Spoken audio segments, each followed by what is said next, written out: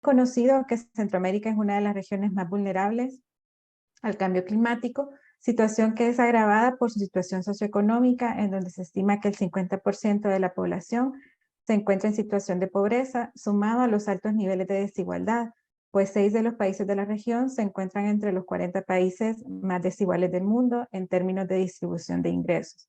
Estos elementos solo incrementan el nivel de la vulnerabilidad a los impactos del cambio climático, como son los cambios en los patrones de precipitación y los incrementos en la temperatura media. Como se destaca en el último informe del IPCC, el cambio climático está generando impactos en la alimentación de la población y en los niveles de pobreza, y aunque se requiere mayor evidencia científica, podríamos deducir que los cambios en la disponibilidad del agua tienen una relación con estos impactos y es una barrera importante para avanzar hacia la seguridad hídrica de la población y el desarrollo sostenible de los países de la región. En tal sentido, como también se indica en el informe del IPCC, para concretar las opciones de adaptación es necesario generar políticas y acciones a diferentes niveles, siendo vital la participación de los distintos sectores y actores, incluso aquellos que tradicionalmente no han formado parte de la discusión y en los procesos de toma de decisiones.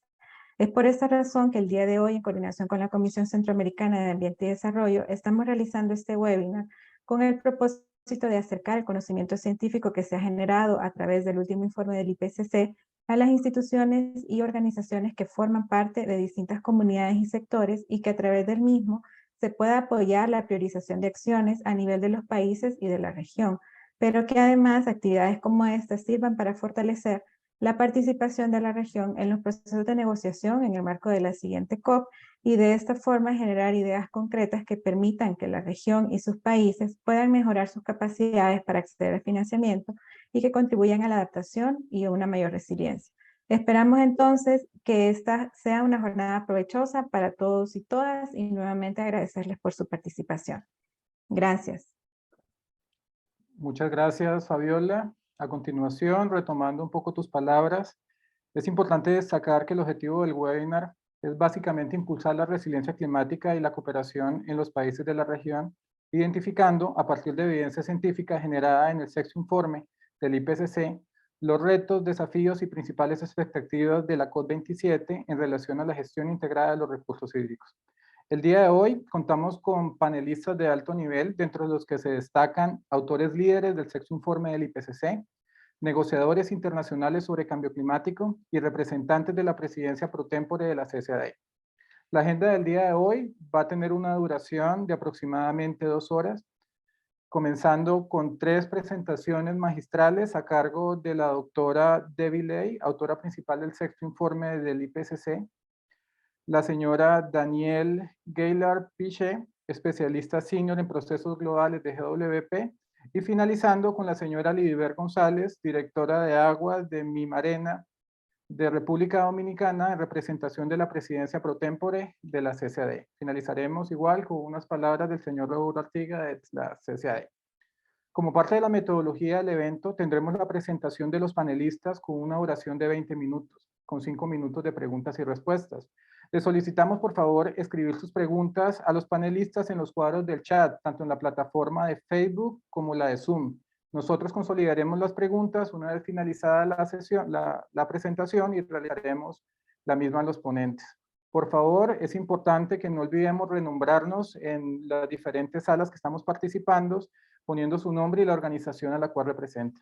Ahora vamos la palabra a la compañera Margarita Figueroa, especialista de comunicaciones de GWP Centroamérica, que realizará una pequeña dinámica grupal a través de la plataforma Zoom.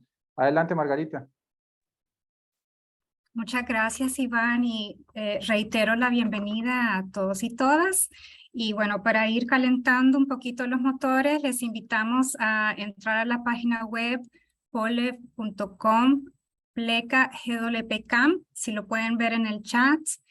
Y con su cursor pueden indicar de qué lugar nos están acompañando.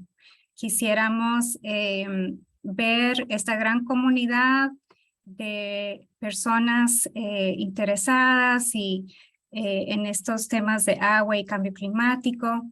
Este evento, si bien tiene una invitación amplia y quisiéramos reconocer su participación, en este día. Vemos que hay algunos que se están colocando en el mapa pequeñito y otros en el mapa grande. Vemos personas conectadas desde Honduras. A ver si puedo ver con mis lentes. Desde Sudamérica. Tenemos algunas personas inclusive de Europa. Si pueden colocar, no sé si están teniendo problemas, es pole.com/GWPK.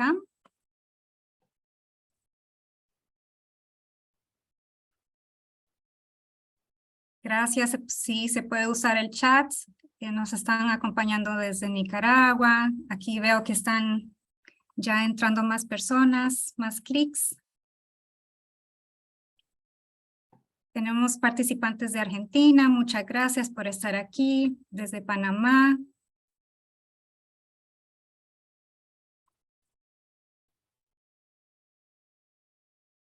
Buen día a todos y a todas. Ya se están llenando, ya se está poblando Centroamérica. Muchas gracias a todos. Bueno, vamos a pasar entonces. Quisiéramos, antes de la primera presentación, saber si conocen el IPCC y sus informes. Igual si pueden hacer un refrescamiento de la página polef.com/GWPK. Igual pueden contestar en el chat si conocen los informes. El IPCC son las siglas para el panel intergubernamental sobre el cambio climático. Vemos cómo las personas están contestando. Muchos ya lo conocen, algunos no, y en medio lugar están inseguros, ¿verdad? Entonces, si bien es un buen evento el que hemos organizado para que este informe que tiene una aplicación global, también tiene aplicación a nuestras regiones. Y es uno de los propósitos de este evento, ¿verdad, Iván? Quisiera entonces pasarte la palabra para que puedas presentar entonces la primera ponente, ¿verdad? Y adelante. Muchas gracias, Margarita. Sí, muy interesante ver cómo cada día está tomando más relevancia estos informes del IPCC, teniendo en cuenta que básicamente son instrumentos para la toma de decisión para los diferentes países, no solamente de América, sino del mundo.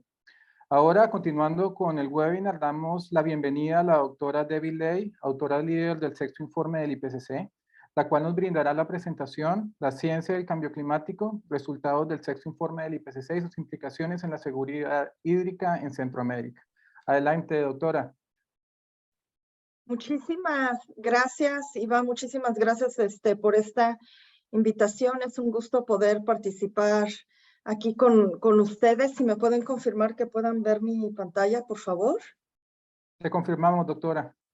Muchas gracias. Entonces, como bien habían dicho, los reportes del IPCC se escriben sobre, es más que nada, ¿cuál es el estado actual de la ciencia? Entonces, el IPCC no genera conocimientos nuevos, sino hace un análisis de cuál es el estado de la ciencia. Y lo que podemos ver del grupo de trabajo 1 es de que muchos de los eventos extremos que ya impactan a la región se van a intensificar, esto es decir, altas temperaturas, aumento del nivel del mar, erosión en las zonas costeras, acidificación en los océanos, el blanqueamiento de corales y aumento en la frecuencia y severidad de las sequías, que esto también afecta en la reducción de la disponibilidad de agua y esto a su vez impacta en la producción agrícola, en pesquerías tradicionales, en seguridad alimentaria y en seguridad humana. Y que si no actuamos pronto, los niveles, la capacidad de poder adaptarnos se va a disminuir. Esto tanto en poblaciones rurales como en poblaciones urbanas. Si vemos sobre todo en poblaciones urbanas, que es donde vive más de la mitad de la población del planeta. Aquí en este gráfico solo quería mostrar brevemente los cambios, por ejemplo, que se van a tener en los cambios de rendimiento agrícola de maíz. Y podemos ver aquí en la zona del recuadro, donde el café oscuro, podemos ver que hay reducciones en rendimiento de entre el 30 y 40%. Entonces eso va a tener implicaciones muy importantes en seguridad alimentaria.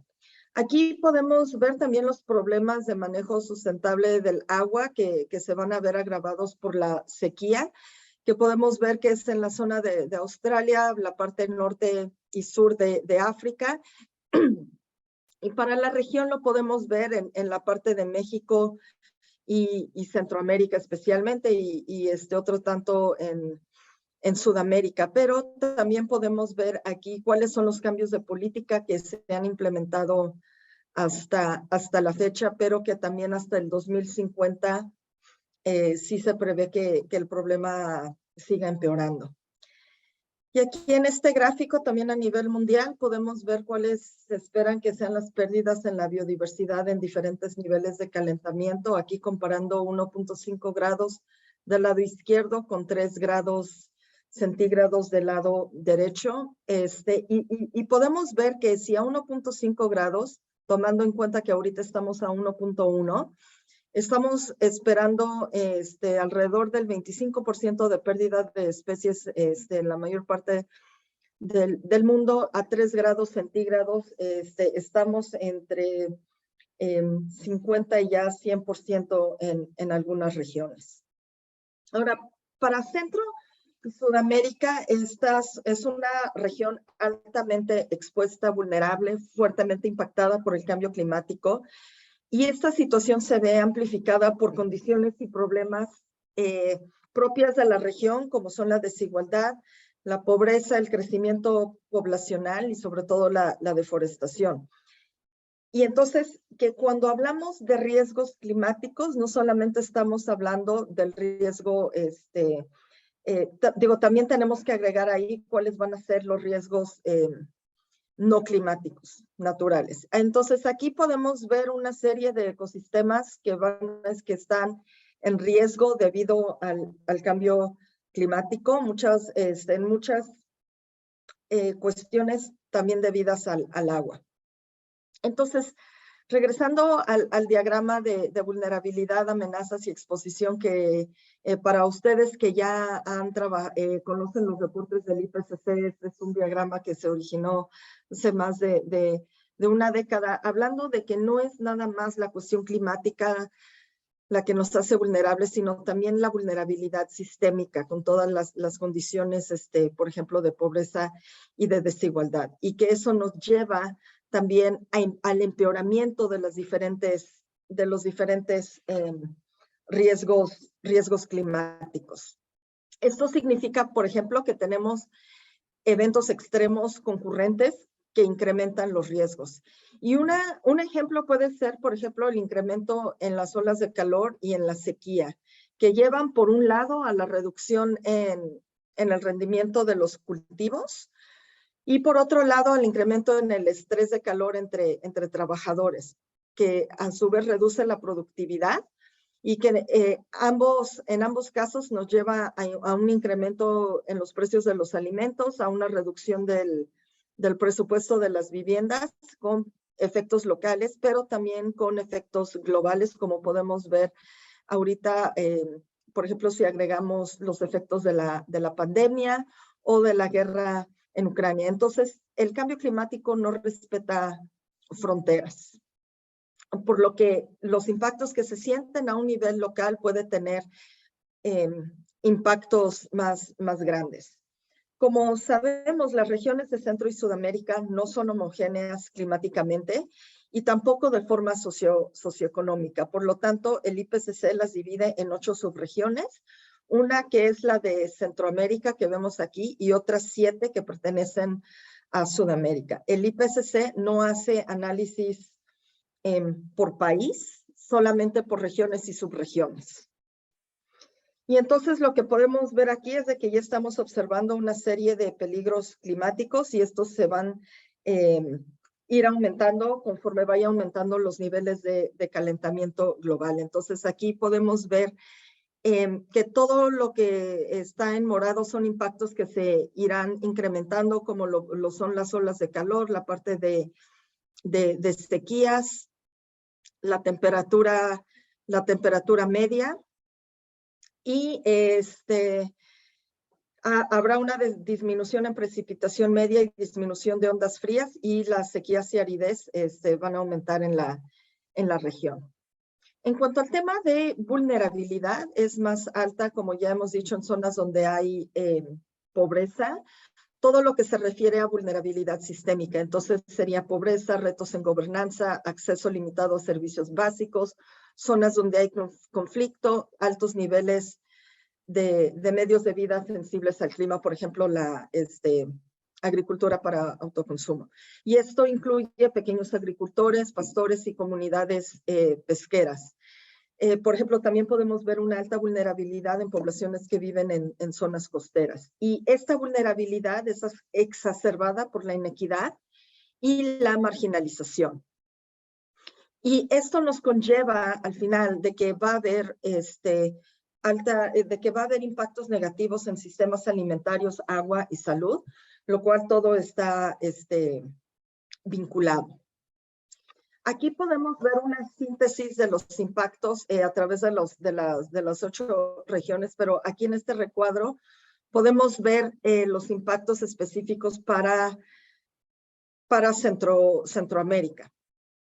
Entonces podemos ver sobre todo en la producción de alimentos y en la población de niveles de pobreza donde hay alta confiabilidad, pero también hacia impactos proyectados, vamos a ver más en ecosistemas oceánicos y costeros, y también en la producción de alimentos.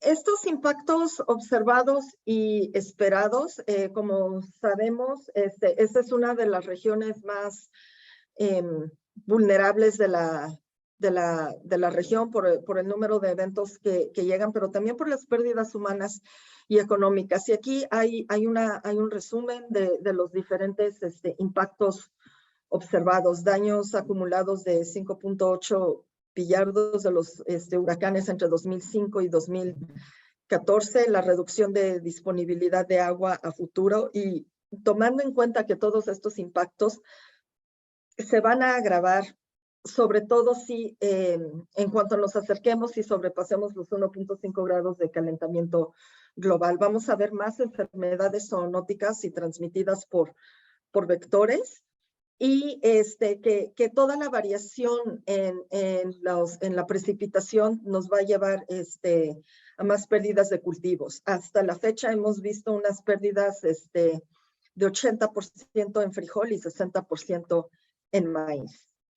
Ahora, si vemos a nivel global, tenemos entre 3.3 billones de personas que viven en lugares con mayor vulnerabilidad al cambio climático, y que con cada décimo de grado los riesgos para la naturaleza y los habitantes se irán incrementando. Los problemas principales que estamos viendo a nivel mundial, que obviamente también se reflejan en la región, son el estrés por calor, la escasez de agua, la inseguridad alimentaria y el riesgo de inundaciones. Lo que podemos ver sobre todo para la región es de que la producción alimentaria va a ser una de las áreas más impactadas por el cambio climático, y que a futuro esta situación se va a volver más crítica, y que se puede llegar a estar fuera del control de las diferentes medidas de adaptación que se puedan implementar. Y entonces esto nos lleva ahora al tema de adaptación. Si bien vemos todos impactos ya observados y proyectados, lo que sí sabemos es de que hay opciones de adaptación para estos impactos. Sin embargo, a pesar de que hay adaptación y de que sabemos qué medidas hay un vacío grande, sobre todo muchas diferencias regionales, y que muchas medidas de adaptación y financiamiento no llegan a las poblaciones más vulnerables ni a la velocidad requerida. Y esta parte de velocidad es importante. Y esto lo explico a continuación. Una parte es porque vemos mucha mala adaptación. Esto significa acciones de adaptación que se enfocan en sectores aislados sin ver relaciones con otros ecosistemas o sectores, y también por la visión a corto plazo, la cuestión de que no se llegan a ver los impactos negativos en otras poblaciones o ecosistemas. Pero también porque llegamos a límites de adaptación. Y límites significa que los ecosistemas, con el aumento de la temperatura, van a seguir sufriendo cambios. Y no todos estos cambios van a ser reversibles. Va a llegar un momento, como lo podemos ver ahora con los arrecifes de coral y con las especies que ya están extintas, donde estos daños ya no son reversibles y que no hay ninguna opción de adaptación que nos va a poder ayudar. Sobre todo para el sector hídrico es muy importante, porque al acercarnos a 1.5 grados y sobrepasarlo, la efectividad de estas opciones se reduce drásticamente. Entonces, si bien en cuestión de reducción de emisiones, el 1.5 es la meta a la que nosotros queremos llegar, en cuestión de adaptación, llegar a 1.5 significa incrementar el peligro al que nos estamos enfrentando. Pero aunque haya opciones de adaptación que son factibles y que son efectivas, también necesitamos de una serie de condiciones facilitadoras que se listan a continuación, y sin las cuales la efectividad de las opciones disminuye. Es decir, si no hay cooperación, si no hay financiamiento o gobernabilidad, las opciones no van a dar los resultados que se esperan. Para lograr estos resultados que queremos, no podemos hablar solamente de adaptación, sino que también tenemos que integrar mitigación.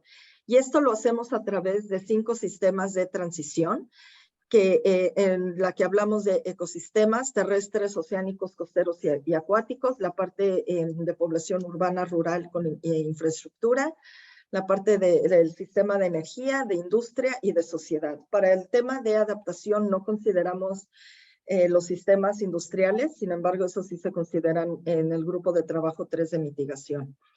Y algo que vemos por primera vez en un reporte del IPCC es un análisis de factibilidad multidimensional, donde podemos ver aquí cuál es la factibilidad total de una opción de adaptación, las sinergias con mitigación, y aquí la factibilidad a través de dimensiones económica, tecnológica, institucional, social, ambiental y geofísica. Entre más grande es el círculo, mayor es la factibilidad. Este gráfico nos ayuda en varios puntos. Uno, para ver obviamente dónde hay mayor factibilidad de la opción para que pueda ser implementada, dónde hay mayores sinergias, es decir, de reducción de emisiones.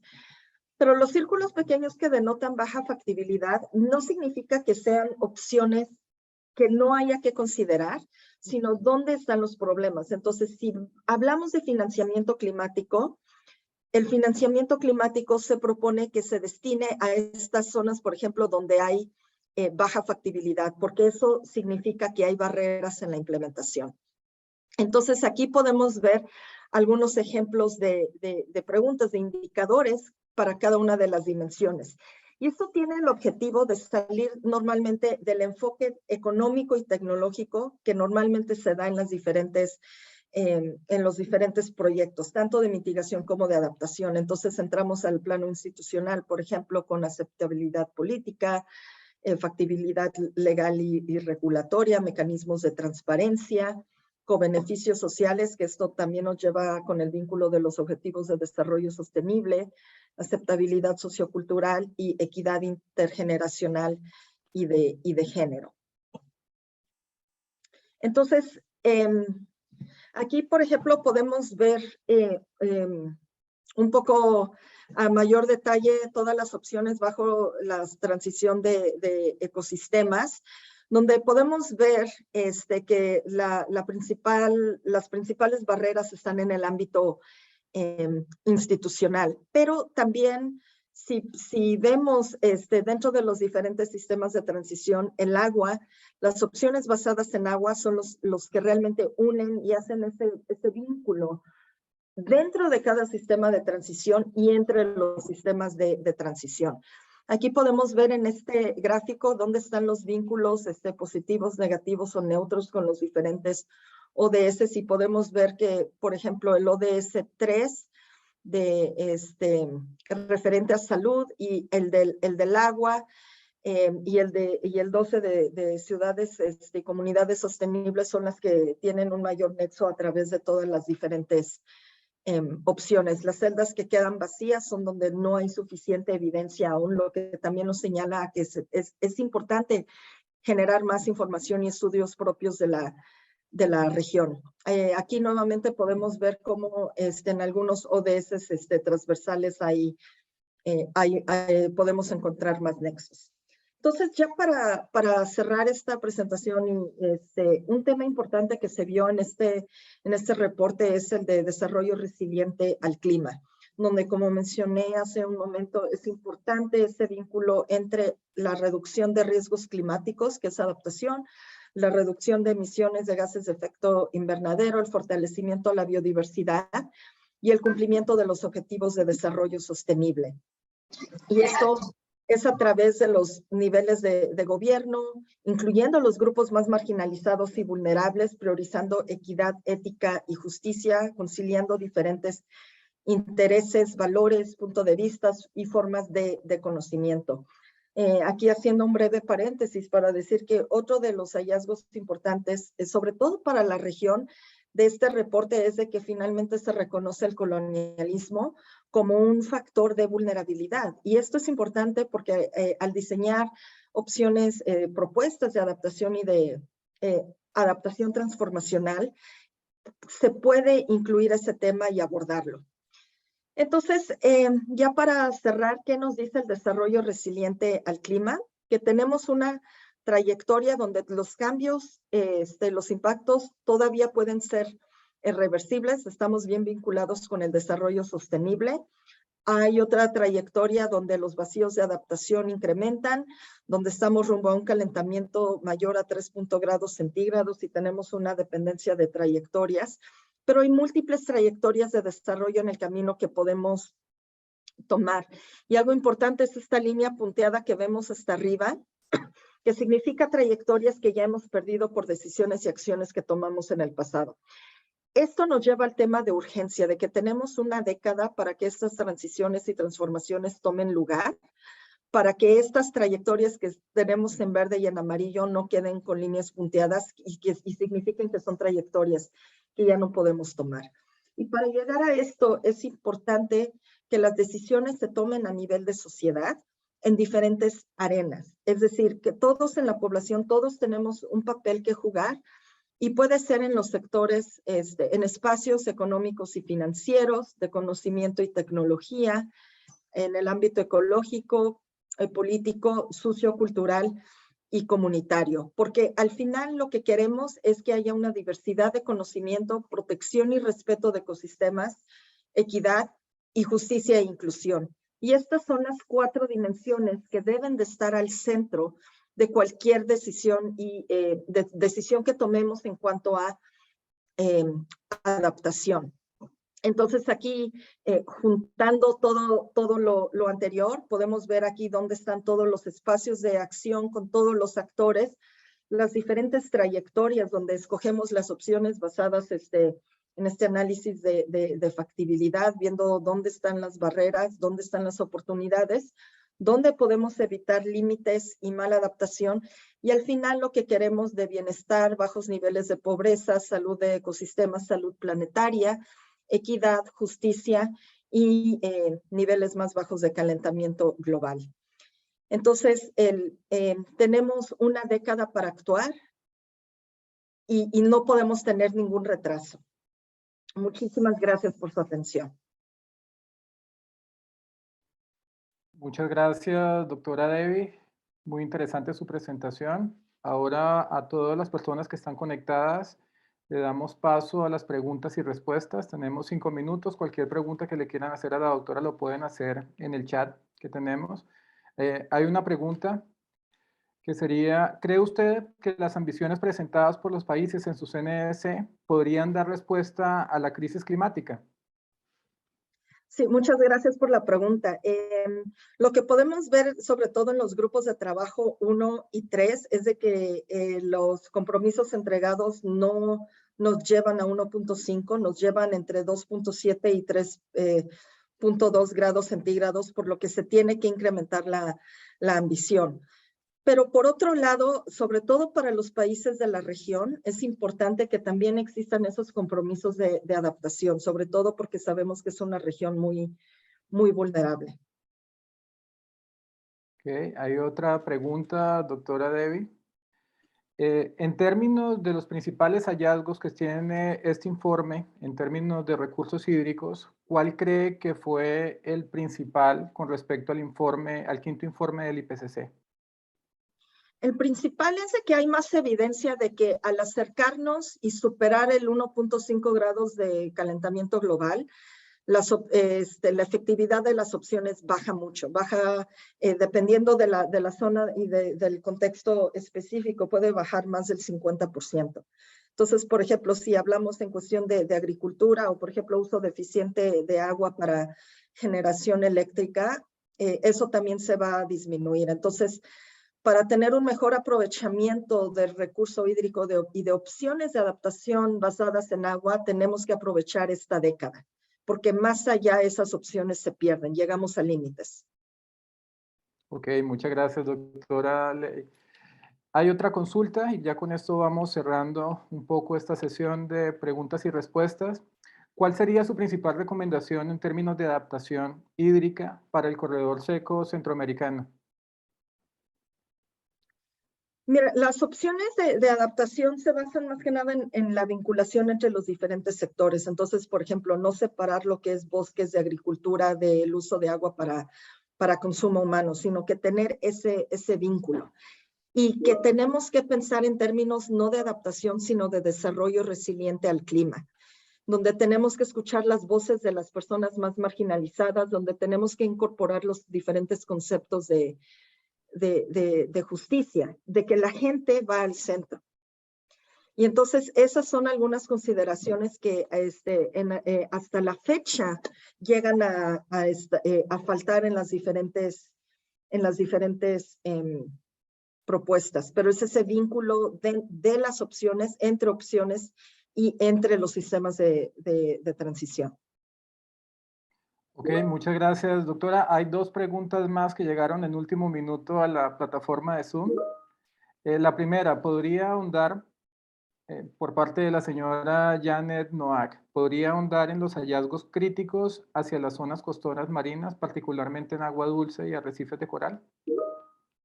Sí, en este caso, como sabemos, los arrecifes de coral están cerca de llegar a un límite de adaptación. Como pudimos ver en el informe especial, en el reporte especial de calentamiento global a 1.5 grados, el grado de irreversibilidad entre 1.5 y 2 grados para arrecifes de coral realmente no tenía ninguna diferencia. Sin embargo, ahorita estando a 1.1 grados centígrados, todavía estamos a tiempo. Sin embargo, los impactos para zonas costeras se seguirá incrementando y de hecho la principal fuente de migración, por ejemplo, que podemos ver de personas desplazadas es precisamente de zonas costeras, porque no nada más pierden su lugar de vida, de vivienda, sino también la forma en que, su forma de sustento. Y que hay opciones de adaptación como los diferentes muros o defensas que también hay mucha evidencia de que nos llevan a la mala adaptación. Por lo tanto, las diferentes opciones, por ejemplo, de pesquerías sustentables, acuacultura, se tienen que implementar ya. Ok, muchas gracias. Vamos a finalizar con esta pregunta. El resto de preguntas van a ser igual contestadas a través del chat. La consulta es, ¿podría ampliar cómo es que considera el colonialismo dentro de la vulnerabilidad de un territorio? Sí, muchas gracias. Es muy buena pregunta porque normalmente, bueno, como saben, la región es muy vulnerable y como mencioné, mucho deriva de cuestiones de desigualdad, de pobreza y de marginalización. Y esto son impactos del colonialismo. De hecho, aún cuando hablamos de soluciones basadas en la naturaleza, hay diferentes países y regiones que sienten que estas soluciones son una propagación del colonialismo por la forma en las que se implementan. Entonces, esto significa que cuando hablamos de adaptación transformacional, no nada más nos enfocamos en el riesgo climático de corto plazo al instante, como lo hacemos actualmente, sino que vemos cuáles son las causas raíces de la vulnerabilidad. Y eso nos permite que al plantear proyectos de adaptación, planteemos también la forma, esta vulnerabilidad sistémica. Entonces, regresando a la pregunta, por ejemplo, de qué podemos hacer del corredor seco, yo sé que no hablé también la parte de justicia y marginalización.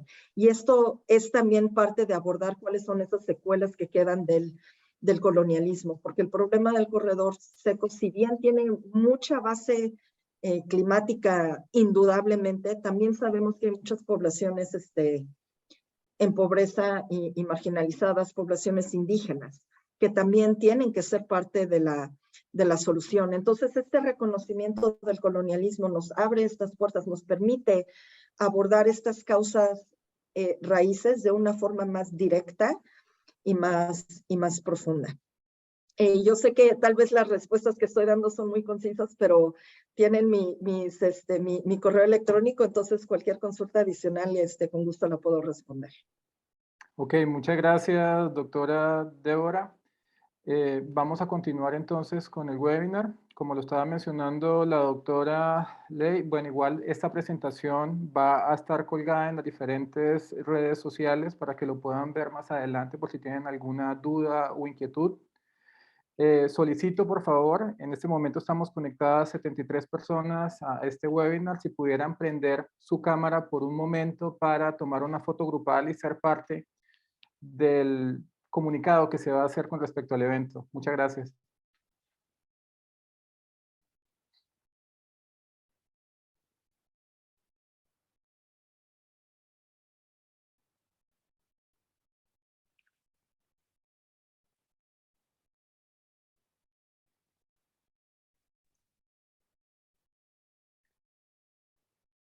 Axel, ¿nos confirmas cuando tengas la foto?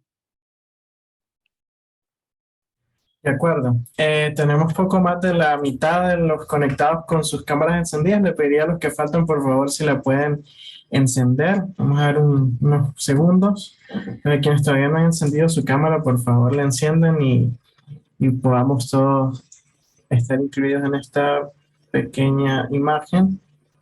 Ok, creo que ya tenemos a la mayoría. Entonces, a la cuenta de 3 les voy a pedir que sonrían, una gran sonrisa y digan here. Entonces, a la cuenta de 3. 1, 2, 3. Here. Ok, una vez más, a la cuenta de 3. 1, 2, 3. Here. Muchísimas gracias. Continuamos. Ok, muchas gracias, Axel. Ahora, continuando con el webinar, le damos la bienvenida a la señora Danielle Gaillard-Piche, especialista senior en procesos globales de GWP, la cual brindará una presentación sobre las oportunidades y desafíos de la COP27 para la gestión de los recursos hídricos. Es importante destacar que esta presentación será en inglés, por lo que se contará con una traducción en español simultánea para los usuarios de Zoom. Para el resto de plataformas solo podrán escuchar la presentación en inglés. Sin embargo, una vez finalizado el evento, como ya lo había mencionado anteriormente, el video va a estar colgado en nuestras páginas oficiales de GWP, tanto de Facebook y de las diferentes redes sociales. Solamente para hacer el cambio de interpretación, solamente en la parte de abajo le dan clic en interpretación y seleccionan el español. No dando más largas a comenzar. Daniel, adelante. Thank you so much. Muchísimas gracias. Y lo siento mucho que no pueda hacer esta presentación en español. Tal vez la siguiente vez voy a tratar de trabajar en mis idiomas. Solo para situarnos un poco. Mi experiencia, yo he estado involucrada en la COP y en el proceso, en estos procesos de la COP de París del 2021. Entonces estamos, perdón, del 2000. De hace tiempo, estamos hablando de 8 años ya, perdón, de procesos, los cuales son extremadamente complejos y saturados. Entonces, lo que estoy presentando hoy es una versión bastante reducida basándose más que todo en mi experiencia, pero habrá mucho que no estaré cubriendo. Primero, en la primera diapositiva, hablaré sobre los compromisos del clima y en temas del agua, en los procesos formales. Hay buenas noticias y noticias que no son tan buenas. Creo que las buenas noticias es que tenemos las metas de desarrollo sostenible en las cuales hay una meta delegada al agua y al clima. Y eso sirve como la agenda transformadora del 2015 hasta el 2020, al 2030. Y esperamos que en la lógica de las cosas, estas dos deberían trabajar en conjunto. También está el marco NDC, es el marco de las Naciones Unidas que aborda la reducción del desastre de forma específica. Y también sabemos que el cambio climático termina derivando en muchos eventos climáticos extremos que causan desastres y muchos de los cuales están relacionados al recurso hídrico, a inundaciones, sequías y otros desastres, dentro de lo cual hay algún acuerdo para la cooperación. La, el lado menos positivo es que el proceso de la UNIPCC, por ejemplo, los acuerdos de París no mencionan específicamente el agua. Entonces, eso deja bastante que desear. Cuando acudimos a un nivel granular en la cooperación que existe en la IPCC de las Naciones Unidas, vemos a nivel de país que hay mecanismos que existen para los compromisos sobre el clima y el agua, que se llaman las contribuciones determinadas nacionalmente. O sea, cada país se espera que presente estas contribuciones como un tipo de compromiso sobre lo que pueden hacer dentro de sus países para poder hacer entrega de sus metas. Y dentro de esos NDCs en inglés, vemos que hay dos versiones hasta ahora. En la primera iteración vimos que el agua era una prioridad en la adaptación en 79% de los NDCs. Y en la segunda iteración vimos que el agua se volvió incluso una prioridad más importante. Así que eso es un mecanismo importante que tener en cuenta, tomando en cuenta que también los NDCs lidian con compromisos de mitigación, así como compromisos de adaptación.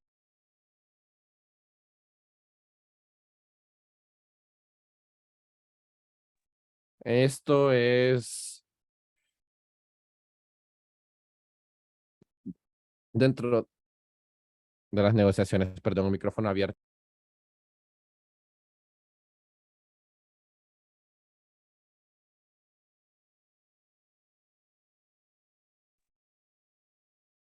Entonces, luego de que se tienen las contribuciones determinadas nacionalmente, la traducción a qué es lo que los países pueden hacer de verdad se delinea en los planes de adaptación nacionales. Entonces vemos que muchos de los compromisos, de hecho, sobre agua y clima diseñados a nivel nacional, no a nivel global necesariamente,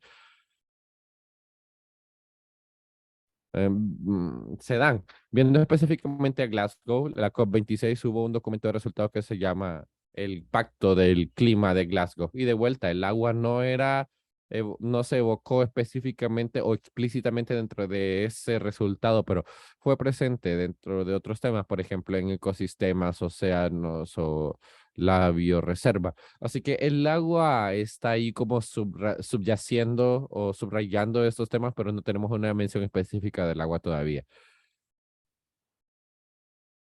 También hubo un compromiso para que los gobiernos fortalecieran sus NDCs en esta COP venidera y vemos que los NDCs son un buen mecanismo para el agua porque apoya el progreso y los compromisos para el agua a nivel nacional. Y finalmente también vimos que los países desarrollados se fueron instados a duplicar su financiación para adaptación al clima para el 2023 en Glasgow. Eso es importante porque sabemos que el agua puede beneficiarse de muchos proyectos de adaptación.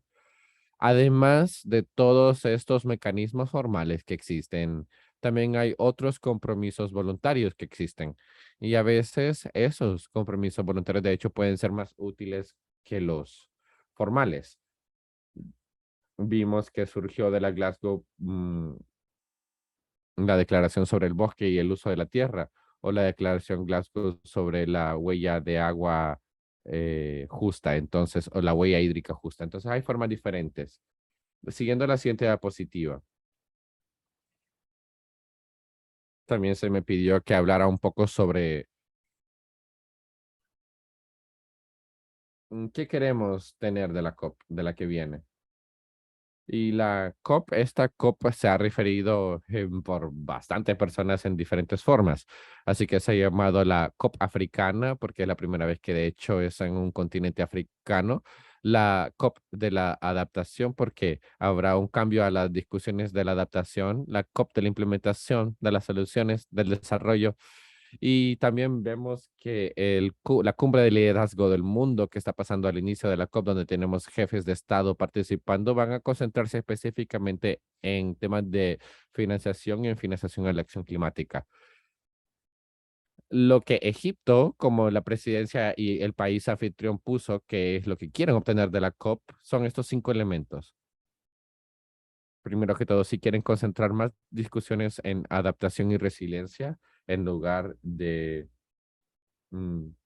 mitigación, o sea, mitigación siendo como la reducción de los efectos de gas invernadero. Quieren enfocarse mucho en acción. Quieren preguntarse qué hacemos para solventar los problemas. Y tomen en cuenta que el proceso a través del cual los países reportan su progreso en cuanto a los NDCs el año pasado, serán importantes comenzar este año las discusiones y ver cómo van a reportar estos compromisos. Porque además, como se mencionó, como mencioné antes, debe haber bastante presión en la financiación y en escalar la financiación. También otra cosa que es bastante interesante es que hay una descentralización de estos procesos y conversaciones hacia lo regional y local. Así que, ¿cómo podemos devolucionar o devolver la discusión global para que sea más pragmática a un nivel más localizado? Solo quería pasar unos cuantos momentos en la siguiente diapositiva, aclarando qué es lo que queremos decir cuando hablamos de justicia climática para el agua. Lo que queremos decir es que el cambio climático impacta a la gente de formas muy específicas y no queremos perder la base humana de estos impactos. También, o la cara humana, también quiere decir que las soluciones con las que surjamos tienen que tener sentido para esos contextos locales. Que todo mundo, de hecho, comparte beneficios y cargas de forma equitativa. Primero que todo, creo que todo el mundo está de acuerdo acá que cualquier medida que sea tomada no puede poner en peligro el derecho humano al agua y a la higiene. Y algo que es claro para mí, surgiendo de las COPs dentro de sus estándares, es que estos procesos de toma de decisiones participativos, equitativos, están al centro de esas discusiones para que las poblaciones en riesgo, de hecho, puedan participar en la mejora de su propia resiliencia del clima. Y el último punto sería que los procesos transformadores del género son bastante importantes de tomar en cuenta porque las mujeres tienden a ser más vulnerables a los efectos del cambio climático. También tenemos que hacer que estén al centro de discusiones. Ahora, la presidencia de Egipto ha identificado 11 temas claves en los que se enfocan, que se elevan en la discusión en el 2027. Y cada tema tiene una fecha dedicada. Lo que podemos ver es que el 14 de noviembre será un día dedicado a las discusiones sobre el agua y el cambio climático. Esto es algo que tenemos que tener en cuenta y en lo que nos debemos de enfocar. La presidencia egipcia también está lanzando una nueva iniciativa llamada la Iniciativa Consciente y está enfocándose en brindar un centro panafricano para acción climática del agua y también para incluir datos e información. Además de eso, hay una asociación de Marrakech de Morocco, que es un mecanismo no oficial para la COP y el triple IPCC o el IP triple C. Y esta asociación tiene muchas líneas temáticas. O sea, es un evento del agua el 14 de noviembre. Sería un día clave en la COP en el calendario. Así que manténganse atentos de eso, de lo que surge de eso. Ahora, siguiendo sobre los desafíos específicos relacionados a la COP27 y la gestión del agua, hay varios temas en los que chocamos regularmente que tenemos que tener en cuenta como metas de largo plazo. Como mencioné, no ha habido hasta hoy un reconocimiento del agua oficialmente dentro de los documentos del resultado y creo que estamos buscando crear un momentum para ese resultado, esperamos. Si no sucede, que puede que no suceda porque esta es una negociación, un proceso de negociación largo, lo que podemos también ver sería algún tipo de compromiso voluntario, como se mencionó antes, donde los grupos de países pueden unirse y apoyar la importancia de la adaptación del agua en paralelo a los resultados.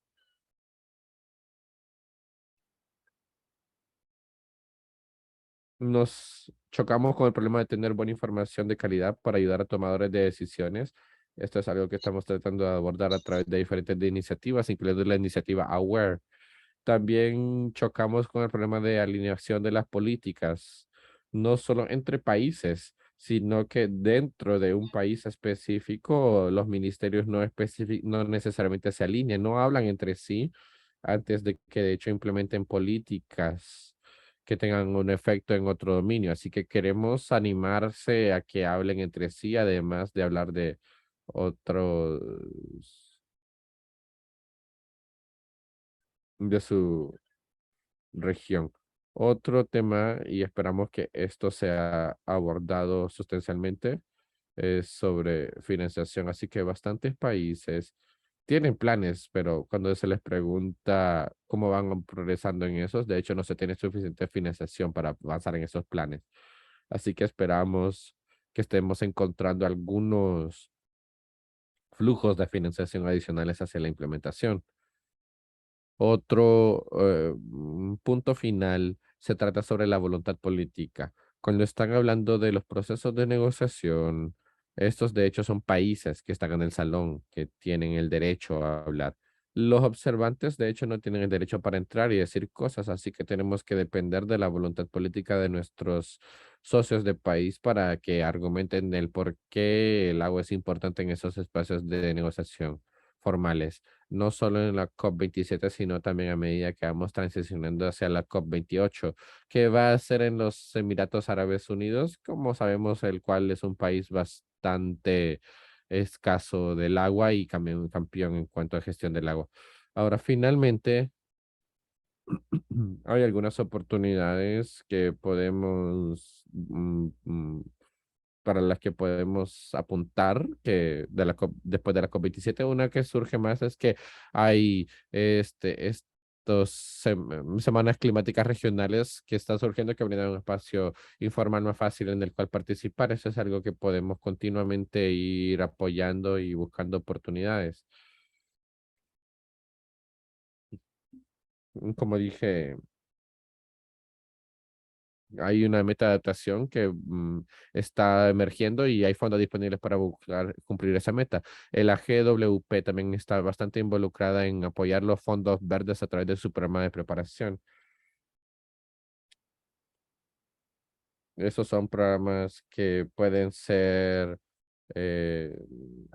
promovidos entre países para promover el ambiente habilitante para la acción climática y obviamente como estamos participando en el lado del agua de estas cosas, lo cual luego les permitirá a las personas a acceder a fondos del GCS. Lo que decimos también, perdón, GCF. Lo que decimos también es que hay un gran énfasis en la cooperación. Estos problemas son demasiado grandes para que cualquiera los aborde por sí mismos. Y el pabellón del agua es algo que fue extremadamente exitoso en la COP26. Vimos los actores del agua juntándose y hablando con una voz por el agua, incluyendo un número de donantes significante.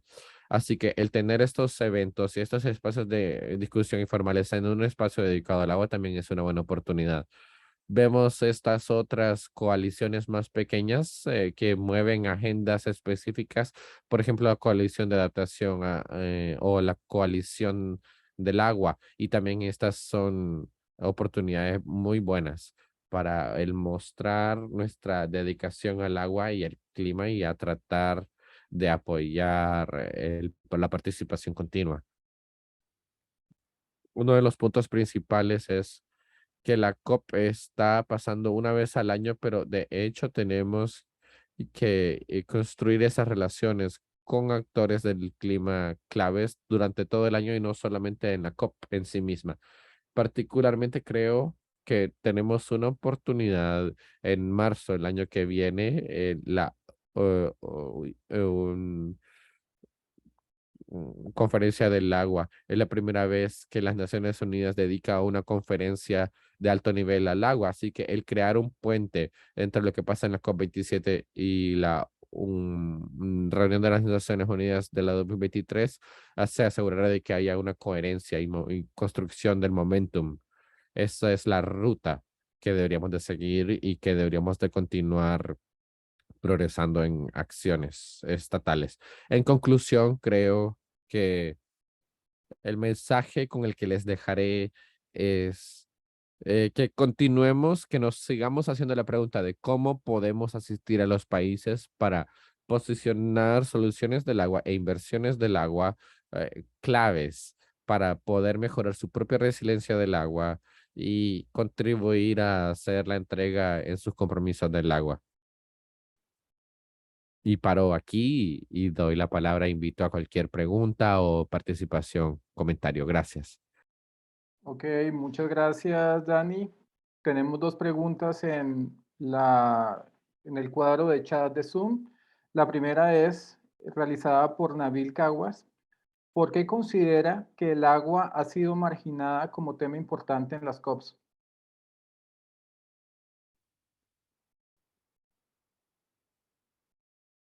Bien. No sé si es ignorada o marginalizada. Creo que en todas las discusiones en las que he estado participando en las COPs y en las UNCCC hablan del agua todo el tiempo, pero lo hablan con un idioma diferente. Lo hablan como en temas de sequía, en daño, en pérdida, y hablan de ella en términos de tormentas severas o alzas en el nivel del océano y cosas así. Tienen un diferente clima, filtro para hablar de estas cosas que nosotras como profesionales del agua. Cuando pensamos que el agua es, debería ser la prioridad de todo el mundo y preocupación también.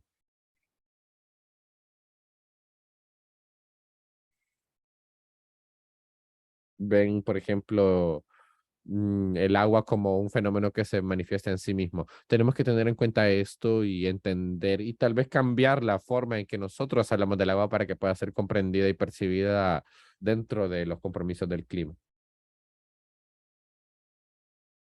Ok, muchas gracias. La siguiente pregunta es, ¿qué tanto los aportes de la sociedad civil son vinculantes y por qué no hay presencia en las mesas de negociaciones directas entre gobiernos, organizaciones multilaterales y multinacionales en la COP? Sí, tenemos que regresar bastantes décadas hasta la fundación de las Naciones Unidas, casi.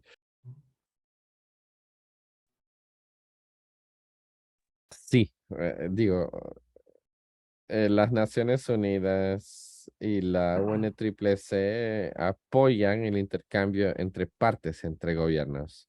Y eso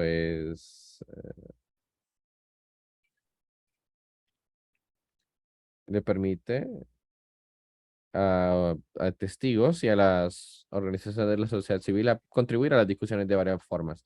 Anteriormente, esto ha sido un poco limitado a algunos minutos y algunas participaciones en algunos espacios. Vemos eso cambiando, vemos una apertura de estos espacios de discusión, pero aún son los gobiernos que están negociando. Entonces, creo que podríamos animar a la apertura de este espacio, de esos espacios, y podemos trabajar a través de diferentes canales, por ejemplo, a través de espacios como el Pabellón del Agua, en donde organizamos otras conferencias o conversaciones. Hay todo otro espacio que se llama la zona verde, que está dedicado solo a las discusiones de la sociedad civil. Así que existe allí, pero creo que lo que tiene que ser reforzado son las conexiones entre estos espacios para poder decir, ok, que estas conversaciones en las zonas verdes tienen algún tipo de resultado o resumen o guía o recomendación importante que de hecho puede llegar hasta las manos de negociantes, quienes toman decisiones, que creo que en este punto es un poco frágil o no está tan sólido. Creo que tendríamos que hacer continuando que estas voces sean escuchadas y amplificadas. Cambio. Ok, de acuerdo. Tenemos una última pregunta por parte de Marcelo Escala. Si la Conferencia del Agua de las Naciones Unidas para el 2023 no es vinculante a los países, ¿en qué puede beneficiar al sector hídrico?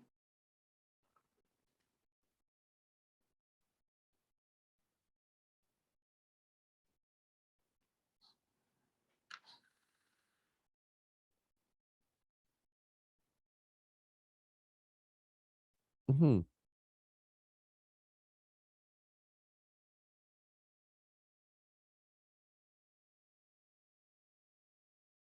Argumentaría que el hecho de que haya visibilidad en las discusiones formales en las Naciones Unidas hace conciencia sobre temas del agua.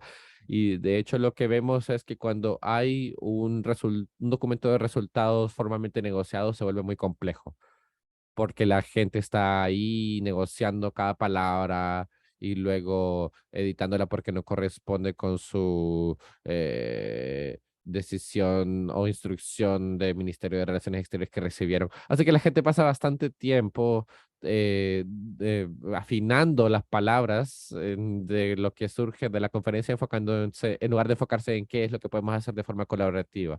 Creo que es importante mantener en cuenta que la conferencia del 2023 solo es un momento en el tiempo y que tendría que ser la revisión de medio término de la década de la acción. Eso quiere decir que la década solo está a la mitad y todavía tenemos la otra mitad de la década para de hecho lograr lo que nos establecimos y tenemos hasta el 2030 para lograr los SDGs, los metas de desarrollo sostenibles que de hecho son de hecho fuera de línea o fuera de su pista significativamente. Así que lo que diría es que nos permiten juntarnos, alinear nuestras acciones y agendas de forma que nos puede ayudar a tener más impacto después de la conferencia, en lugar que enfocarnos en si los resultados o no son vinculantes. Muchas gracias, Daniel, por tu presentación. Ya con esta pregunta finalizamos el set de lo que serían preguntas y respuestas. Ahora damos paso a Margarita con una dinámica rápida en relación a la CNDC para Latinoamérica. Adelante, Margarita.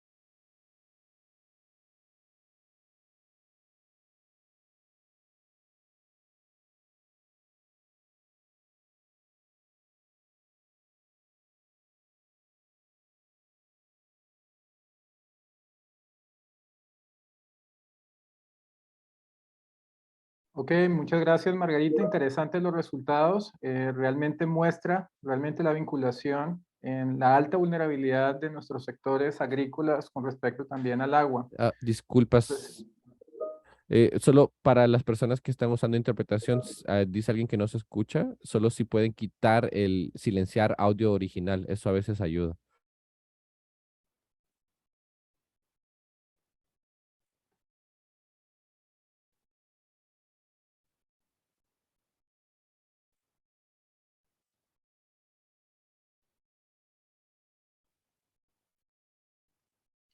Ok, de acuerdo. Como podemos ver, igual los resultados que presentamos y que fueron parte de las estadísticas fueron consistentes con un análisis que se realizó con respecto a la interpretación de las contribuciones nacionalmente determinadas. Eso, como ustedes saben, va también muy en dependencia del tipo de vulnerabilidad que presentan cada uno de los países y cuáles son los compromisos que realmente tenemos. Todavía pues hay, como lo han mencionado los diferentes panelistas, enormes brechas en temas de financiamiento, relación, mitigación, adaptación. Sin embargo, este tipo de espacios pues contribuyen directamente a identificar y, como lo decía Dani, a poder visibilizar aún más el término de recursos hídricos dentro de las diferentes convenciones que se están desarrollando. Ahora bien, continuando con las presentaciones que tenemos el día de hoy, damos la bienvenida a la señora Lidiver González, directora de Aguas de Mimarena de República Dominicana, los cuales actualmente ostentan la presidencia pro tempore de la CCD para realizar su presentación, Agenda Climática del Sistema de Integración Centroamericana en el marco de la COP27, considerando los recursos hídricos y sectores relacionados. Adelante, Lidiver. Muchas gracias, Iván.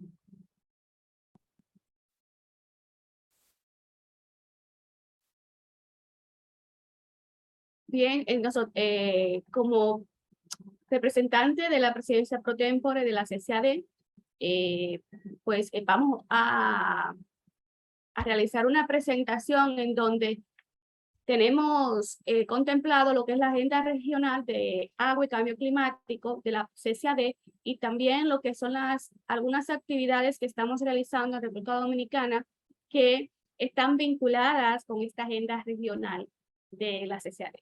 En principio vamos a hablar pues de lo local para entonces pasar a lo que es la agenda regional. En la República Dominicana tenemos el sector agua realmente con una institucionalidad dispersa y descoordinada. Aquí le presento para que podamos seguir entrando un poco en contexto de cuál es la situación que tenemos en este país, tanto de lo que es todas las instituciones que manejan de una manera u otra, tienen un involucramiento en el sector agua a nivel nacional y a nivel subnacional. Vemos que, por ejemplo, tenemos el Ministerio de Salud Pública, el Ministerio de Medio Ambiente, también tenemos una empresa denominada GEGIT, que es la empresa que maneja y opera todas las presas a nivel nacional, el Ministerio de Economía, entre otras tantas. Todas estas de una manera u otra tienen una interferencia, tienen una actividad, tienen una participación dentro de lo que es el sector agua. Y luego, pues ya en un ambiente o en una etapa más operativa, en el nivel subnacional, tenemos diversos tipos de instituciones que pues manejan tanto lo que es el agua potable como la parte de saneamiento. En esta está INAPA, que INAPA maneja toda la parte de agua, acueducto y alcantarillado a nivel nacional, donde todas estas coras, Corazán, Cora Plata, Cora Moca, no existen. Estas son instituciones propias en provincias que manejan pues todo lo que es la parte de acueducto y alcantarillado en esas zonas. También tenemos la CAS, que sería como el CORA de la capital de Santo Domingo. En esto se involucran también lo que son las ASOCAR, las ONG, y tenemos ya a nivel subnacional una institución que podríamos decir que es la más relevante dentro del sector agua a este nivel, que es el Instituto Nacional de Recursos Hidráulicos. Una institución que está adscrita al Ministerio de Medio Ambiente. Y de este se derivan también lo que son las juntas de regante. En conclusión, podemos decir que el sector agua tiene unas 17 instituciones que intervienen y que tienen algún tipo de participación.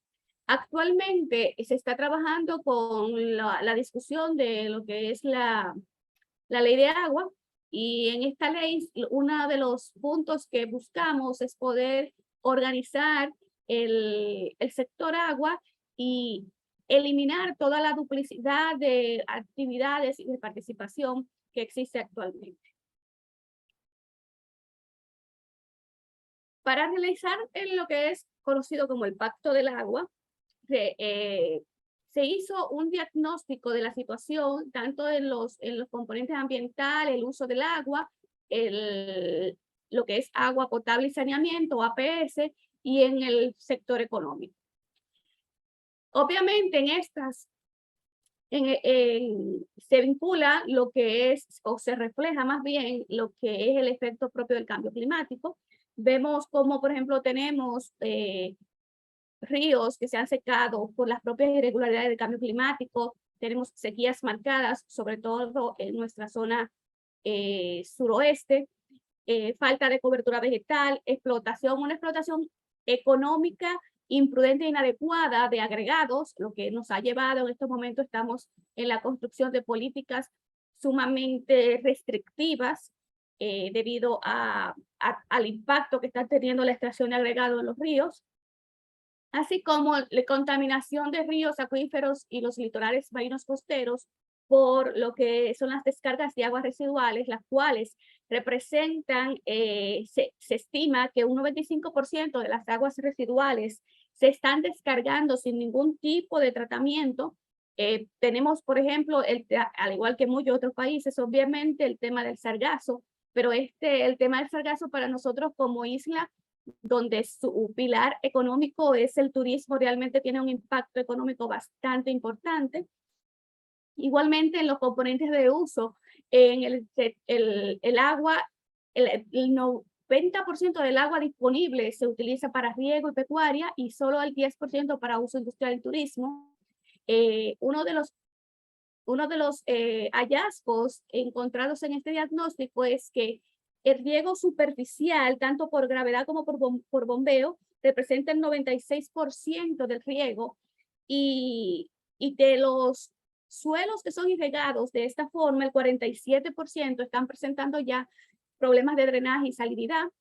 Sin embargo, ¿qué sucede? La agricultura bajo riego es la que garantiza la seguridad alimentaria del país y las exportaciones, lo que estamos ante un tema realmente sensible a la economía del país, y además de que tienen un alto porcentaje de influencia tanto en el uso del agua como en el factor económico, estos sistemas en su operación son sumamente ineficientes. Se estima entre un 60 a un 70% de desperdicio.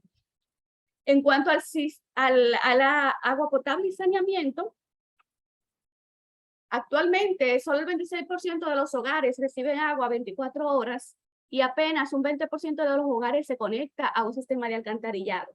Obviamente esto representa que hay un 80% que depende de soluciones privadas para el saneamiento. Se pierde entre un 50 o un 60% de agua potable por mala condición de redes de conducción y de distribución. Pero ¿qué sucede? Realmente el pago del agua en la República Dominicana no es una estructura funcional. Sin embargo, de manera indirecta, una familia en promedio puede gastar su 2.31% de sus gastos es vinculado al consumo de agua, ya que deben comprar agua embotellada debido a que no tienen el agua potable en el grifo, y gastan, entonces, aunque no se paga, pues están gastando aún más que lo que pudieran invertir esa familia si hubiese un cobro organizado del agua. Esto también presenta una diferencia muy marcada entre las familias de más ingresos que los de menos ingresos, donde los de menos ingresos pues tienen un gasto mayor para poder tener acceso al agua potable. A todo esto le sumamos que nuestro país actualmente presenta una presión hídrica importante, sobre todo en las regiones noroeste y suroeste, en donde, como podemos ver el mapa de la República Dominicana, recordando que en el oeste tenemos nuestra hermana República de Haití, a medida que nos acercamos, fíjense cómo hemos dividido aquí esta línea, en donde esto está dividiendo las zonas con mayor presión hídrica y menor presión hídrica en el país. Vemos como la zona de Yaque del Norte tiene un 100% de presión hídrica y la zona de Yaque del Sur pues supera el 100%. Esto es debido a que la demanda de agua crece, ha crecido bastante y se aproxima al 58% de la disponibilidad. A todo esto pues, se le suma la baja cobertura del servicio del alcantarillado y el tratamiento de aguas, que ocasiona deterioro en la calidad de las aguas, tanto superficiales, subterráneas como costero-marinas. Todo esto trae como consecuencia que haya una reducción significativa de la disponibilidad del agua y que por ende las presiones hídricas representadas en este mapa por nuestras regiones hidrográficas, que son 5 regiones hidrográficas, pues presente a valores realmente importantes. Es importante acotar que en la región de Yaque del Sur, que es esta región que tenemos en esta zona, es donde se reflejan los indicadores de mayor pobreza en el país. Ahora bien, el diagnóstico también arrojó cuáles son los principales desafíos que tiene el sector agua en la República Dominicana. Y estos desafíos, pues ya vemos que las demás compañeras expositoras lo presentaron, por ejemplo, como es la falta de voluntad política. Por lo visto es un factor común al cual tal vez debería llamarnos más la atención, ya que se representa no solamente a nivel local, sino como hemos visto ya anteriormente regional. Tenemos los servicios, otro desafío es el servicio de agua potable y saneamiento, que son bastante ineficientes, y los sistemas de riego tradicionales con baja eficiencia, ya que la agricultura es la actividad que más demanda agua en el país. La falta de voluntad política realmente ha limitado la solución de los problemas existentes en el sector, y esto viene de la mano a la carencia de institucionalidad que tenemos, infraestructura, gestión operativa, la ineficiencia en el uso, la contaminación y el suministro universal de recursos, ya tanto en condiciones de cantidad, calidad e inclusive de oportunidad, porque como vimos, las estadísticas nos dejan claramente que realmente hay menos oportunidad para las personas de menos ingresos, más pobres, de tener acceso al recurso agua. En cuanto al servicio de agua potable y saneamiento ineficiente, 6 de cada 10 dominicanos reportan tener un servicio intermitente, y entre el 45 y el 82% de las aguas tratadas se convierten en pérdidas técnicas y comerciales.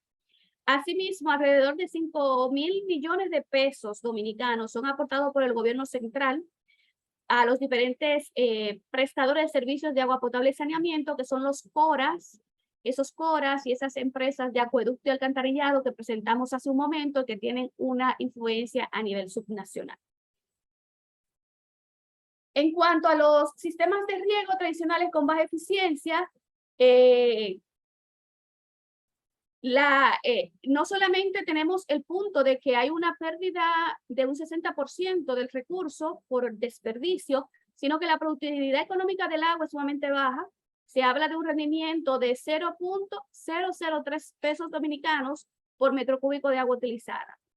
Además de que este uso ineficiente en la actividad agrícola trae impactos negativos que pues los tenemos, que son bastante evidentes e identificados ya, como lo es la salinización, la erosión y problemas de drenaje que reducen significativamente la capacidad productiva de los suelos.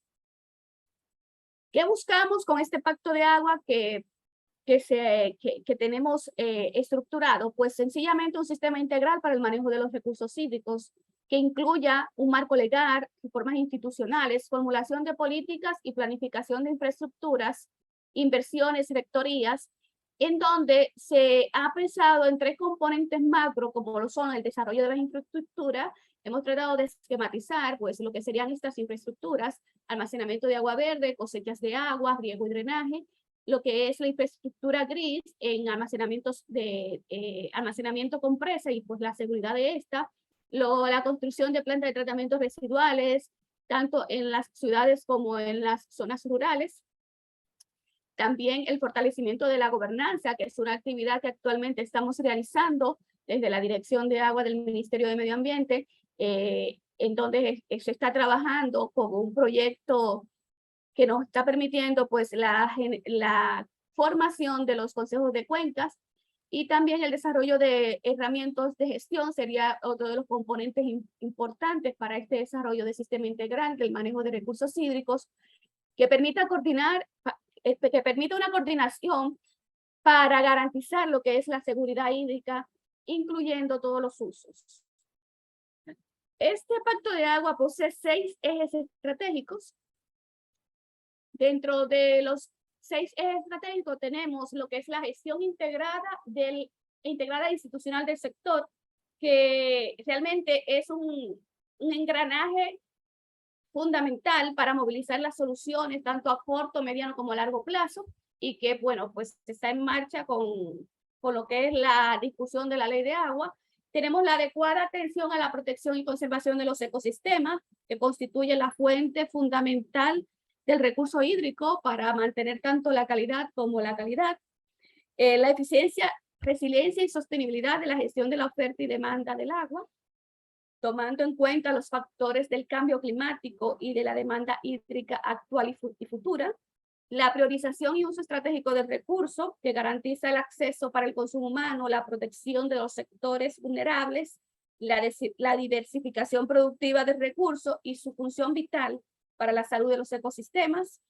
El eje estratégico número 5 es la valoración del agua como un recurso básico indispensable para la vida, para la salud y para la dignidad de todo ser humano, y obviamente para la biodiversidad y la salud de los ecosistemas.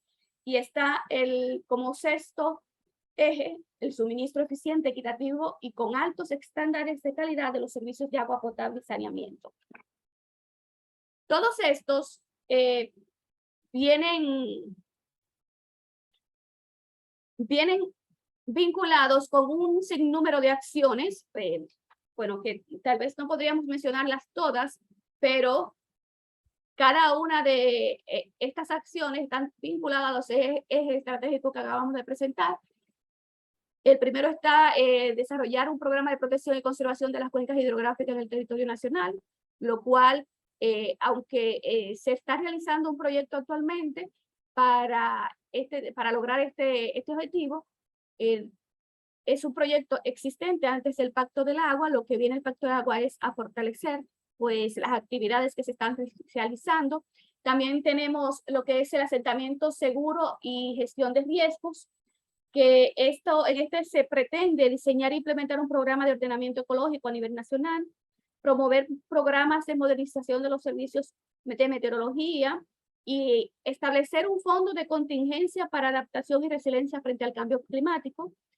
En cuanto a los servicios de agua potable y saneamiento, uno de los primeros objetivos que tenemos es garantizar la cobertura al 100% de cada uno de los dominicanos, que cada uno tenga la oportunidad pues de conseguir el recurso, de que puedas utilizarlo y que a la vez también se le preste el servicio de saneamiento.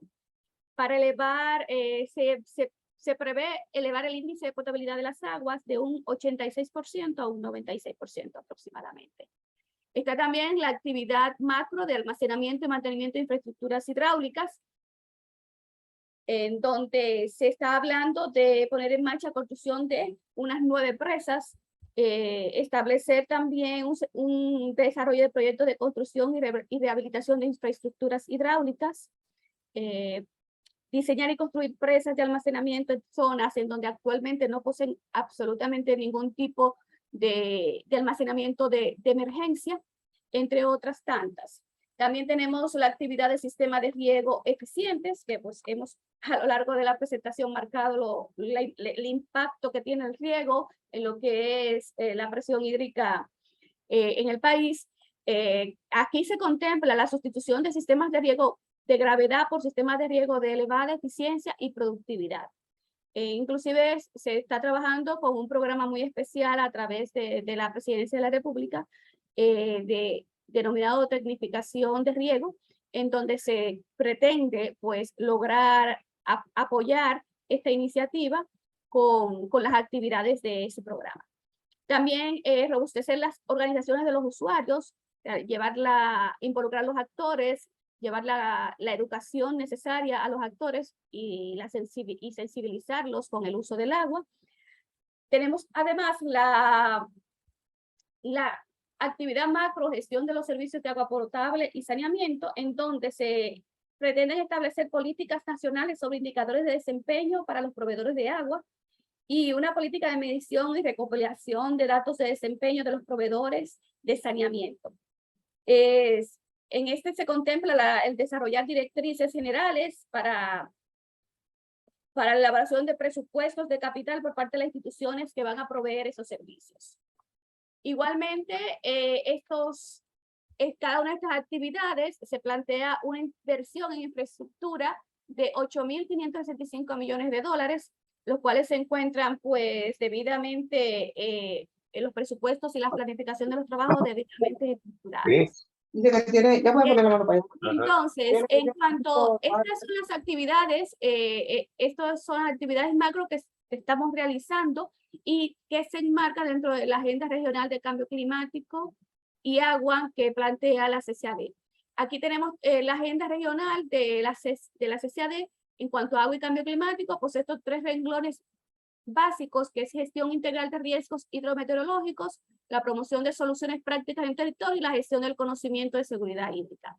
Dentro de estos componentes, pues se están desarrollando este tipo de las actividades que presentamos, como por ejemplo la constitución del Centro Virtual Atmosférico Severo, que es una plataforma de monitoreo regional de fenómenos hidrometeorológicos, articulado todos los servicios. Se ha elaborado instrumentos de políticas públicas con apoyo a la gestión de sequía e inundaciones para 6 países. Se ha elaborado lineamientos regionales para formular políticas de gestión en sequías en la región. También se han implementado proyectos de cosecha de agua. Se han constituido la ventanilla del agua en el Observatorio Ambiental Regional de la CCAD. La realización de cursos regionales de formación sobre gobernanza y seguridad hídrica, sistemas socializados de estudios de casos de buenas prácticas para gestión de sequía y también para casos sobre gestión de cuenca a nivel local, así como el intercambio regional de experiencias para gestión de cuencas a nivel local. Todas estas actividades han sido realizadas y algunas pues no concluidas, que aún se tiene pendiente pues mantener la continuidad de esos componentes para seguirlos fortaleciendo. Igual las perspectivas estratégicas para la región son las siguientes. Ante la alta vulnerabilidad de los fenómenos meteorológicos asociados al cambio climático, la región tiene en el centro de su agenda proveer acciones y medidas para garantizar la seguridad hídrica. La región necesita fortalecer las para gestionar esos efectos negativos y a la vez se facilita el trabajo del Comité Técnico Regional de Gestión Integral de Recursos Hídricos y su articulación con el de cambio climático, atendiendo a esta agenda de agua y cambio climático para poder diseñar y elaborar propuestas en conjunto. En las negociaciones internacionales del clima, la región comparte posición común y enfatiza la necesidad de habilitar un mecanismo operativo y financiero para enfrentar las pérdidas y daños por fenómenos hidrometeorológicos. Se demanda la necesidad de un efectivo financiamiento y la transferencia tecnológica asequible y oportuna para enfrentar estos retos del fenómeno climático. En esa misma línea, los países de la región están valorando preparar su misión como parte de incidir en la agenda de las negociaciones en el marco de la CMNUCC. Este sería un salto de calidad en la capacidad propositiva de la región. Agradecemos mucho su atención. Ok, muchas gracias, señora Lidiver. Ahora vamos a comenzar el espacio de preguntas y respuestas. Hay una consulta por parte de René Estuardo Barreno, que consulta, ¿qué sectores estarían involucrados en este pacto del agua? Fíjate, en estos sectores es un, tal como el nombre lo indica, es una actividad muy abierta, pues se están involucrando todos los sectores, inclusive se están haciendo consultas por provincias, en donde pues participan las academias, participan las juntas de vecinos, participan juntas de regantes, las autoridades provinciales de cada lugar. Entonces, realmente de estos, con los ejes estratégicos que ya tenemos alineados, estos se discuten, inclusive esto permite también pues moldear y adaptar lo que es el pacto de agua con fines operativos para cada una de las provincias en función de las propias realidades de esa comunidad. Esto ha permitido, por ejemplo, poder identificar cuáles son todas esas infraestructuras necesarias en cada uno de los lugares. Y pues se tiene ya detallado aproximadamente unos 37, por poner un ejemplo, unos 37 acueductos que son necesarios construir, asimismo como el apoyo de lo que es el funcionamiento de esos acueductos con la propia comunidad. O sea que realmente los sectores involucrados se ha hecho una actividad muy abierta en donde se ha permitido la participación de todos porque se han hecho las consultas públicas. Ok, muchas gracias, Lidiver. Bueno, con esta consulta ya cerramos tu presentación. Agradecemos a la Presidencia Pro Tempore por esta importante ponencia. Ahora bien, ya finalizando lo que es el webinar, recordamos compartir la presentación, que vamos a compartir la presentación a los correos electrónicos que ustedes utilizaron para el registro como tal del evento. De igual manera, las grabaciones van a estar disponibles en nuestras redes sociales de GWP. Esto particularmente en el caso de la presentación que realizó Dani, que estaba en inglés, pero lo van a encontrar en español en la presentación cuando lo tengan. De igual manera, las presentaciones van a ser compartidas a través de la página web y también van a ser compartidas también a través de sus correos electrónicos.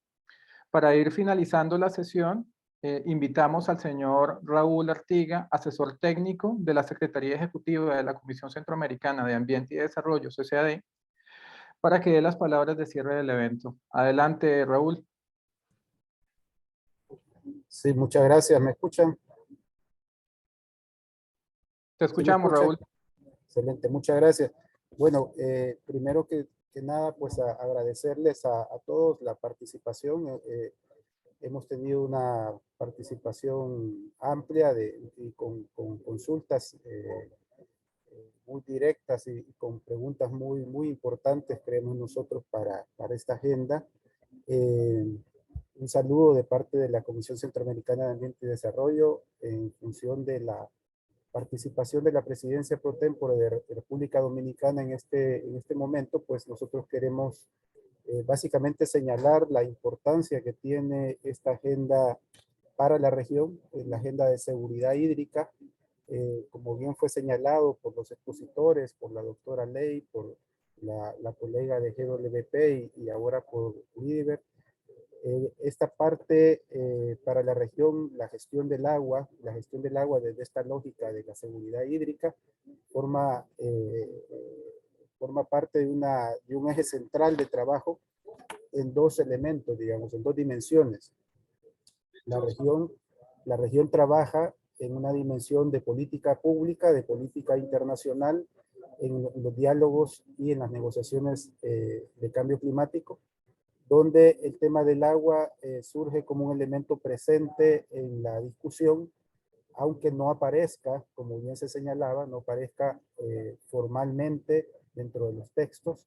Y por otro lado, la otra dimensión es la dimensión de la respuesta, de la capacidad que tengamos como región de gestionar nuestros territorios, de gestionar nuestros recursos desde esta lógica de seguridad hídrica. Creo que los elementos centrales que hemos visto a lo largo de la sesión nos señalan cómo las herramientas asociadas al Acuerdo de París, como son las contribuciones nacionalmente determinadas en todos nuestros países de la región SICA, el agua forma parte de las acciones, de las medidas necesarias e incorporadas como parte de estos compromisos internacionales. Entonces se convierte de nuevo en una agenda de la generación de instrumentos de política que vengan a fomentar una mejor gestión del agua, porque sabemos que al centro de la problemática climática está cómo gestionamos el agua, cómo ante la abundancia tenemos problemas y ante la escasez también. Entonces hay un tema de gestión y hay un tema de fondo que nuestros países siguen trabajando, que es la gobernanza del agua, que también forma parte de manera central en esta agenda regional.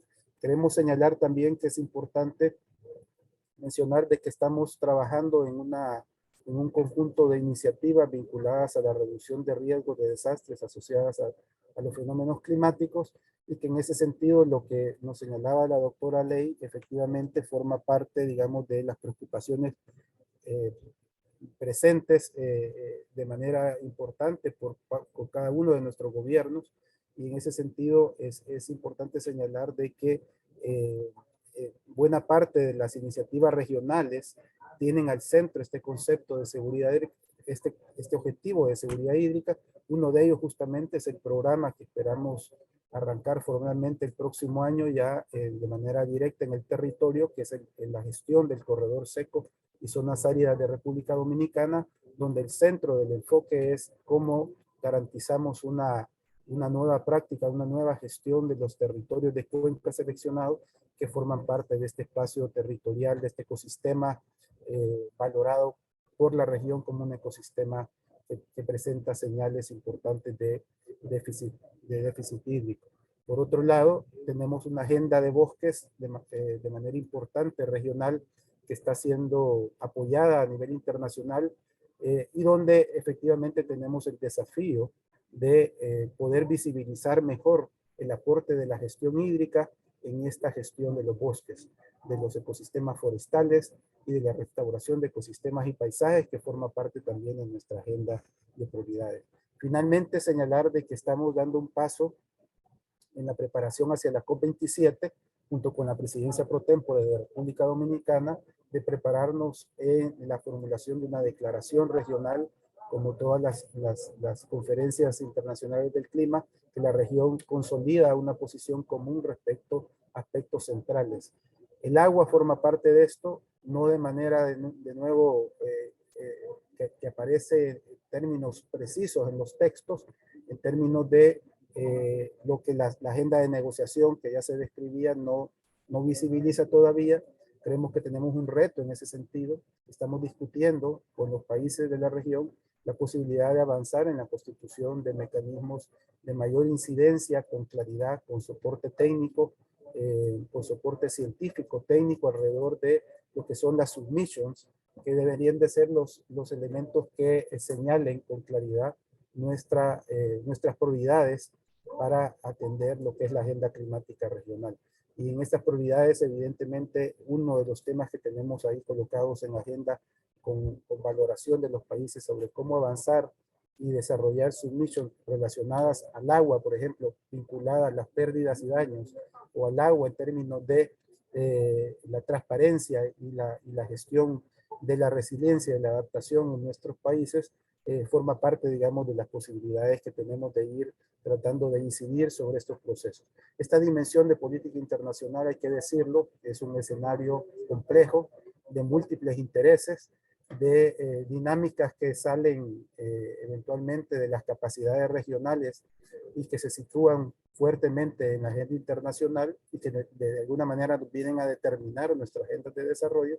Por lo tanto, como bien se señalaba, creemos que es importante que la región, de manera integrada, con la participación de todos los actores productivos, los sectores sociales, vayan consolidando estas posiciones con la región, con los países, con los negociadores oficiales de los países, para garantizar que nuestros intereses regionales, nuestro reconocimiento de alta vulnerabilidad, pero también de soluciones en la lógica de la resiliencia, que pasan por una gestión importante del agua, vayan siendo parte de las soluciones y de los mecanismos reconocidos a nivel internacional. Así que nos parece que esta agenda pues es una agenda importante que debemos de mantener un trabajo conjunto. Agradecemos a GWP por el espacio que nos ha permitido darnos una visión de conjunto a todos los participantes de lo que significan estos retos, a dónde estamos,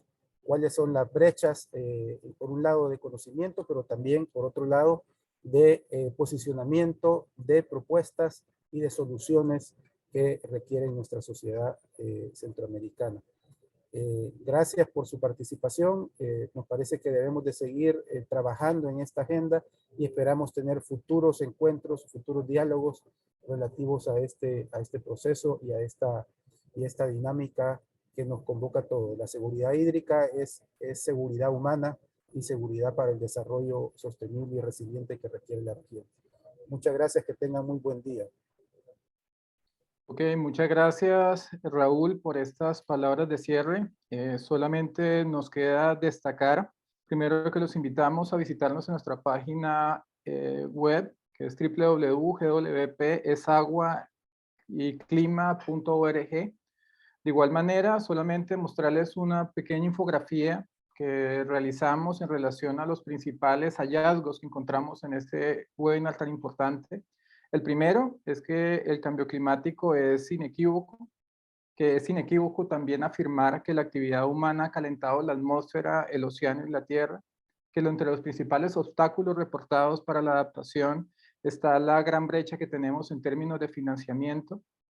De igual manera, es importante que la adaptación al cambio climático incluya políticas y acciones multiescala y multiactor. Esto pues obviamente nos va a encontrar en esta sesión de trabajo que tenemos actualmente, donde lo que buscamos con esto es contribuir aún más a la integración de los países centroamericanos con respecto a la acción climática que tenemos que abordar.